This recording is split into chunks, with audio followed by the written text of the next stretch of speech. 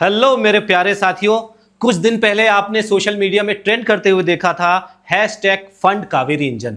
आखिर ऐसा क्यों हुआ? दरअसल दोस्तों, जेट इंजन बनाने की जो टेक्नोलॉजी है सिर्फ 5 देशों के पास है। उनमें से आपको पता ही होगा United states of America, UK, China, Russia और फ्रांस। इंडियन एयरफोर्स आज भी दुनिया की तीसरी सबसे ताकतवर एयरफोर्स है, लेकिन आज भी हमारे पास जेट इंजन नहीं है, फुली डेवलप्ड जेट इंजन नहीं है। कावेरी इंजन जो कि 1986 में डीआरडीओ ने उसकी स्थापना की थी, उस प्रोजेक्ट की कि हम बनाएंगे जेट इंजन, लेकिन हम नहीं बना पाए। तो आइए आज के इस एपिसोड में जानने की कोशिश करें कि आखिर क्या है जेट इंजन, क्यों इतनी मुश्किलें आ रही हैं इसको डेवलप करने में। दरअसल दोस्तों, जो नॉर्मल इंटरनल कंबशन इंजन होता है, जो नॉर्मल मोटर व्हीकल में यूज होता है, वो 4 स्ट्रोक इंजन होता है। वो 4 साइकिल पे वर्क करता है। एक बार फ्यूल इनटेक होता है अंदर, फिर वो कंप्रेस होता है, फिर वो बर्न होता है और पावर प्रोड्यूस करता है, और चौथा लास्ट स्टेज उसका होता है एग्जॉस्ट, और इससे हमें पावर मिलती है, जो आजकल के मोटरसाइकिल हो गए, कार होते हैं। जेट इंजन उनसे क्यों अलग है, जानते हैं जेट इंजन का थ्योरी। दरअसल दोस्तों, जेट इंजन जो काम करता है वो ब्रेटन साइकिल कॉन्सेप्ट पे काम करता है। ब्रेटन साइकिल कॉन्सेप्ट जो है हाई टेम्परेचर हाई प्रेशर पे काम करता है। दरअसल क्या होता है दोस्तों, आप देख रहे हैं डायग्राम यहां पे।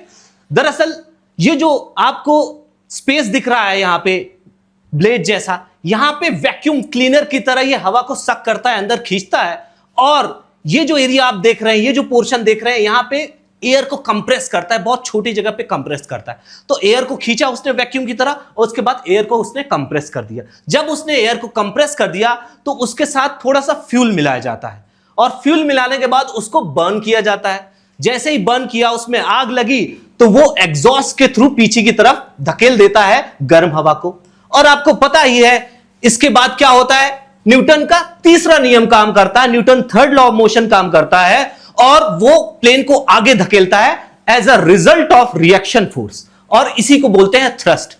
तो यही है जेट इंजन की टेक्नोलॉजी, और जो इंडिया अभी तक डेवलप नहीं कर पाया है। अभी भी कयास लगाए जा रहे हैं कि ये डेवलप होगा। और क्या है इसकी अड़चनें, क्या रही? तो जब इंडिया ने पोखरण न्यूक्लियर टेस्ट किया था, तो अमेरिका ने हम पे सैंक्शन लगाया था, और उस टाइम पे जेट इंजन की जो सप्लाई थी वो बंद हो गई थी। जो तेजस हमारा स्वदेशी विमान है, उसमें जो इंजन लगा है वो जनरल इलेक्ट्रिक का इंजन लगा है, जो अमेरिका का है। अमेरिका उसकी सप्लाई करता है। तो जब हमने पोखरण टेस्ट किया, तो उसके बाद उसने उसकी सप्लाई रोक दी। और हालिया अभी भी जो हमें तेजस विमान डिलीवर करने हैं इंडियन एयरफोर्स को, वो भी जेट इंजन की डिलीवरी जो अमेरिका नहीं कर रहा, उसकी वजह से रोके जा रहे हैं।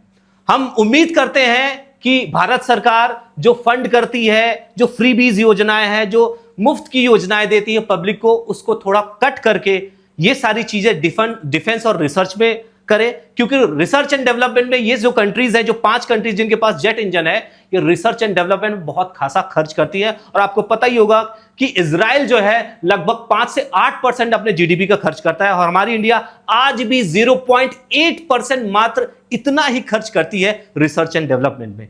तो हम उम्मीद करते हैं कि कावेरी इंजन जैसा कोई मजबूत जेट इंजन हम बना पाए और ये देश के काम आए, क्योंकि रणनीतिक तौर पे ये बहुत जरूरी है।